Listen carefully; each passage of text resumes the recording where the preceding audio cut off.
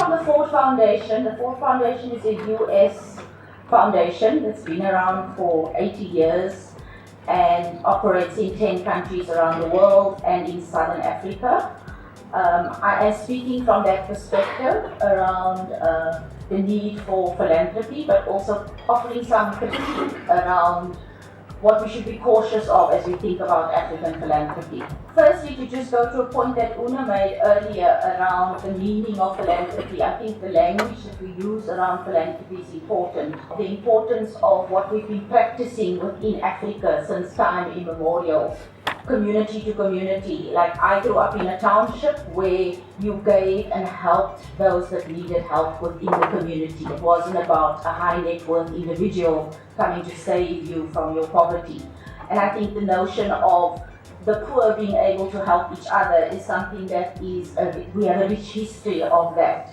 And I also think the meaning of philanthropy has evolved in a way that it's become very distorted to be about money and the distribution of money. The meaning of philanthropy, the word, is the love of humanity, the love of humankind. It's not about money and it's not about the distribution of money. It's really about being connected and solidarity and mutuality between people. And because of your love of humanity, you rooting your intervention in love. And so I think the framing around the rich giving to the poor has the potential harm of being patronizing and paternalistic in our approach then, where we start approaching philanthropy from a savior complex, where we're out to save those that are poorer than us, darker than us, and it also leads to us saying we know better because of the money that we're giving. I like using the frame of love when we talk about philanthropy because I think there's some inherent contradictions in love. If you think about a love relationship that you've had, relationships can lead to intense dependence on your partner. It can lead to where you give up yourself, you get subsumed into the other. There's an assimilation and a loss of autonomy. It can be emotionally destructive. And I think that mutual codependence that we have in relationships, we know, where there's self-sacrifice or expressions of egos engaged in relationships, those are harmful.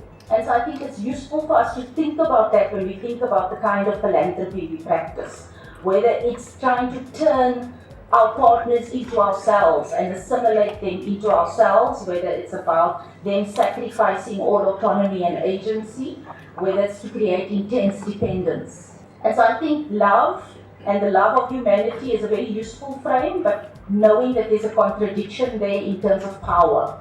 And I think when we talk about philanthropy, we have to talk about power. Dependence and power come into play. And so the kind of philanthropy that we want to be thinking through, if we want to disrupt notions of African philanthropy, we really need to disrupt those notions of power and go back to notions of love and dignity for people. So I think what are the implications in terms of the way we frame programs? I think when we start framing our programs from the concept of we know best and philanthropy knows best, it does lead us to becoming much more obsessed with solving problems. So philanthropy has in recent years, and I say this having been in the space for many years, become very obsessed with solving problems, as if we are going to solve the intractable problems of the world, and that giving money is going to solve that problem. And so we develop 5-year plans, we develop theories of change, and no matter how noble those intentions may be, it's never on its own going to solve the problems in society. Philanthropy on its own can never do that. And we can never work in a way that renders recipients invisible and disempowered and without agency. I think people ask before, where are the people? So when we try to solve problems on behalf of communities, are we going in and saying, we think the problem is HIV in this community? Or are we asking communities what the problems are?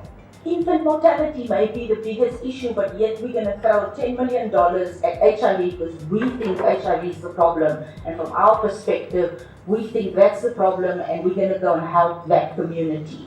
So we render communities invisible in that kind of environment where the who frames the agenda, who decides which problems to solve, are very much driven around our internal needs of our organizations, philanthropists, high net worth individuals, sitting and deciding amongst themselves or with the board of directors what that agenda should look like. And I think this brings me to the question around accountability. I think we've all been talking about the regulatory framework. We need to make sure that we create an environment that's conducive for philanthropy, but I also want to throw a challenge out around accountability. To whom is philanthropy accountable?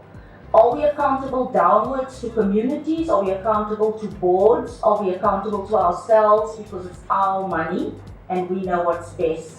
I think we really need to think about that if we want to disrupt the practice of philanthropy and not follow in the footsteps of the global north as Africa thinks about philanthropy. I think that the last point that I want to make in terms of government relationships and private philanthropy, I think this is another issue around accountability. Philanthropy can't be disrupting government and displacing government's role. Philanthropy is not government, but there is room for partnership with government, and there should be room for partnership, but that partnership should not displace. We know some philanthropists have money that exceeds the budget of some states or the ministries of health in some countries. There's a potential there for philanthropy to displace and disrupt a mandate that government gets from an electoral process. And at a time when democracy is in the decline, we really need to think about how we interact with democracy and governments and philanthropy. I think there is a space for partnership, but a partnership that really knows the role of government versus the role of philanthropy, versus the role of the development partners, versus the role of international agencies like a US foundation operating within Africa. We need to be taking our cue from those that know what their needs are, that set the agenda within this context, or are we taking our cues as international donors from boards sitting in headquarters in the global north, for example?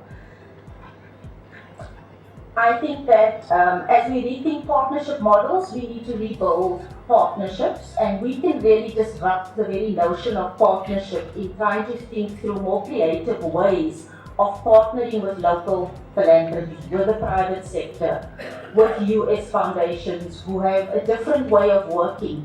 I think there's space for a diversity of perspectives, from horizontal community philanthropy to the philanthropy that US foundations do in Africa, to local philanthropy.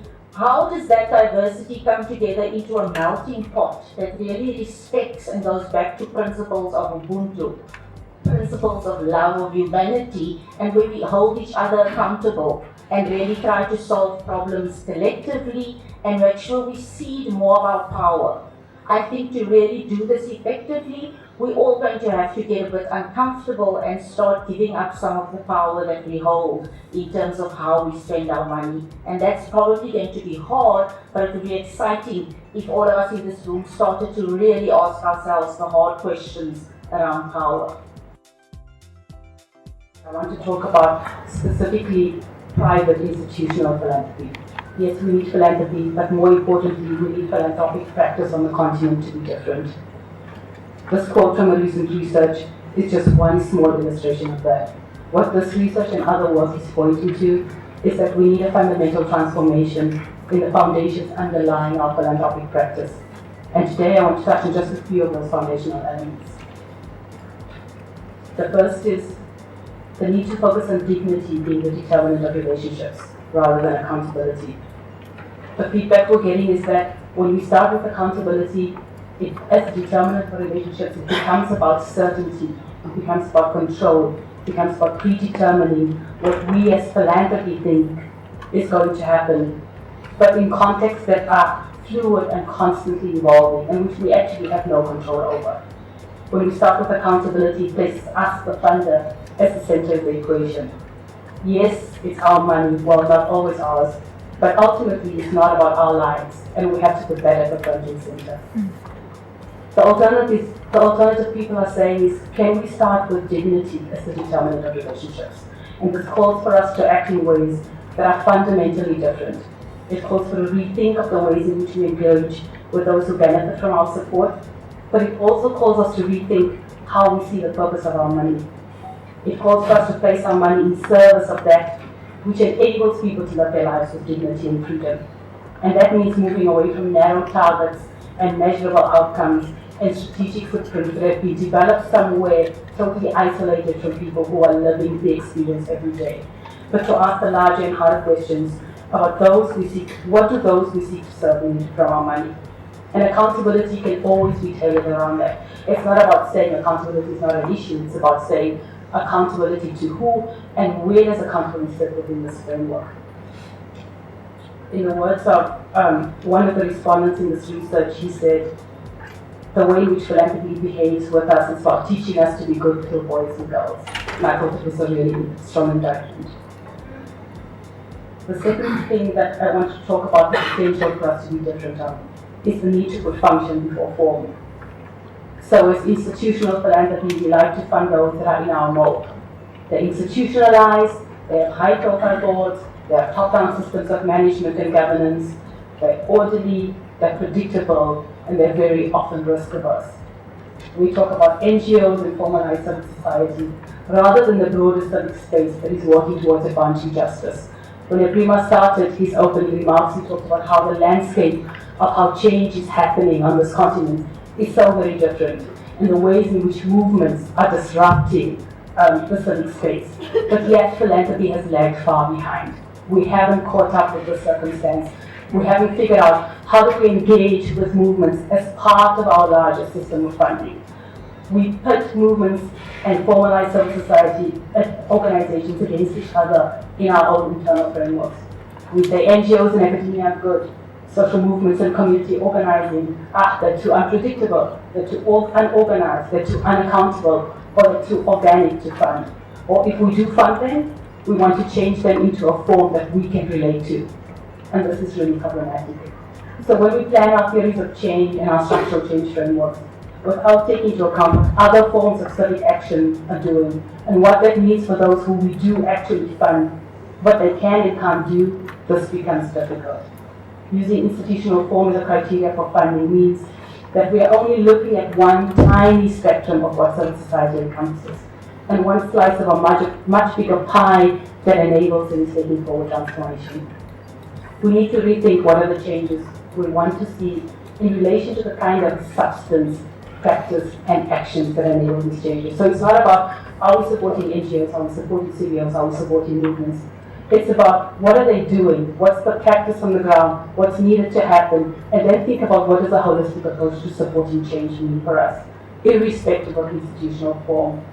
We need to find ways for our money to support even that which does not fall within our bureaucratic requirements, not expect them to transform into orderly, well-oiled machines that will be showcased. The last potential I think I want to talk about is the need or the potential for us to use power to build power. We have an enormous level of power, and we often try to hide it or hide from it. When what people are saying is, put your power on the table, let's be honest. You know, you come here with a very different dynamic. We're not equal. Let's recognize that and then have the conversation from there. But we need a very different level of introspective honesty about what our power means and what we want it to do versus the potential of what our power actually can do. If we start to shift who's at the table, if we start to shift who's making decisions, and if we start to shift who's changing the agenda. Too often our power is meant control, sometimes in forthright ways, but often in very insidious ways. Control over grantees and their work, control over agendas, control over parameters, control over whether it's environment versus HIV/AIDS versus orphans. And there's a sense of security and comfort in thinking that we can plan and control and predict, yet we know it's an illusion. So the potential of the power we hold is vastly underutilized and can be used in so many positive ways. We tend to speak about power in absolute terms, but it's not a zero-sum game. So can we change the frame of reference to ask, what does it mean for our power to translate into solidarity rather than control? And ultimately, how can our philanthropic power be used to build the power of others? Thank you. Susan did some work. She wrote a paper on the 12 philanthropists. Stefan, you started telling us about the work you do in the philanthropy space. You can also tell us a bit about the findings of the case. I'll just touch briefly on some of the interesting findings of the research. And one of the key things we found is that there's really a set of rules of the game. There's a way that people give, a way that you ask, the way that a need is seen, and there's a whole process and protocol. And while these rules aren't written down, they're widely understood. And so in that sense, they are actually institutionalized. They've evolved over time, and people trust in them and adapt them to the local context. So just before I go on, what is community philanthropy? Just so we all have a common understanding. And community philanthropy really involves community members working together and leveraging community resources to better address challenges or to improve the quality of life in the community. And it's a collaborative method of development that emphasizes building internal assets, capacities, and trust through participation and shared power and decision-making for the common good.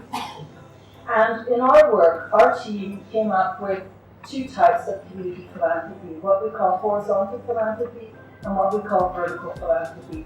And horizontal philanthropy is that type of giving among and between people within a community. So for example, among and between the poor. And this is distinct from horizontal philanthropy, which is given by one community for another community.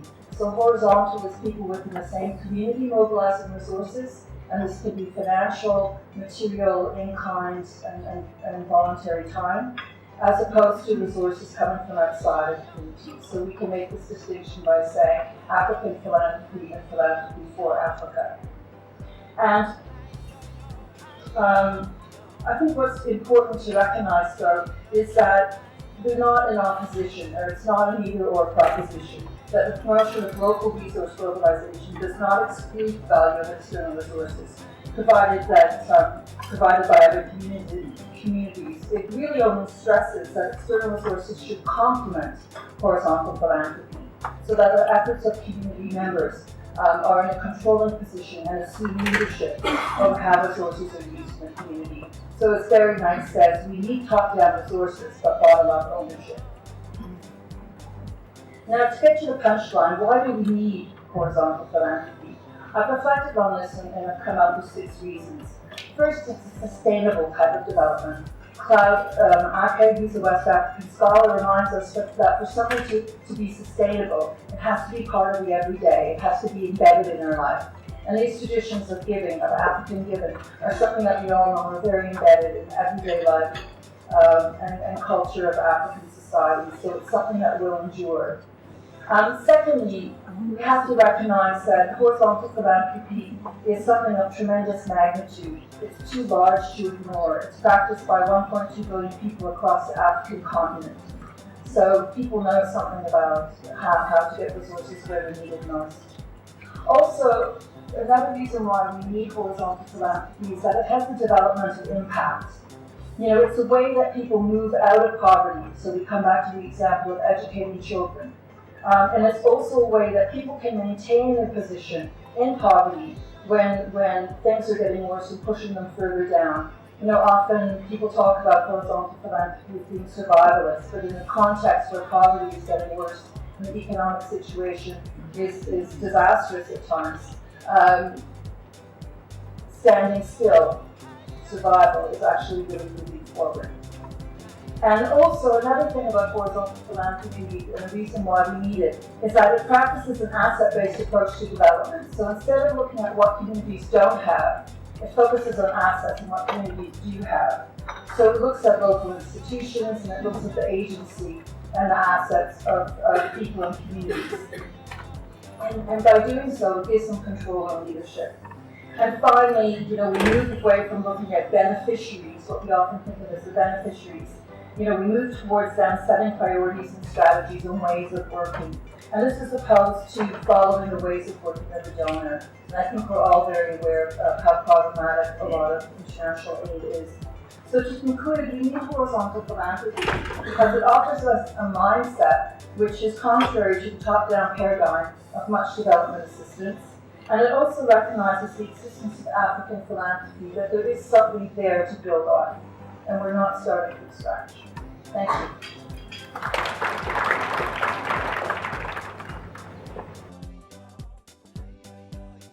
So given the shortage of research and data in philanthropy for our continent, are there other ways of appreciating and generating knowledge and community memory in ways that are not limited to formal research processes and academia? The theme of this panel is the need for philanthropy. Can you share with us what do you think are the major contradictions that trouble you in this debate? Thank you. Are we talking about philanthropy for justice? Are we talking about philanthropy to enable freedom of decision making? Are we talking about philanthropy for agency? I think there are a range of things underneath what we're saying we're doing that we haven't interrogated enough and that we need to bring up instead. And I think that's one of the most important contradictions is as we're talking about this need for philanthropy, we're really not very explicit about what the need is meant to be for. Do we just want to continue having the creation of philanthropy so that we can continue addressing these small, unconnected objectives, or do we want a different kind of society? Do we want a different kind of society that enables people to make their own decisions? And I think if we want that, then we need to have a different kind of philanthropy, and we need to be asking ourselves, what are we need to be thinking about this differently? What our practice needs to be looking like?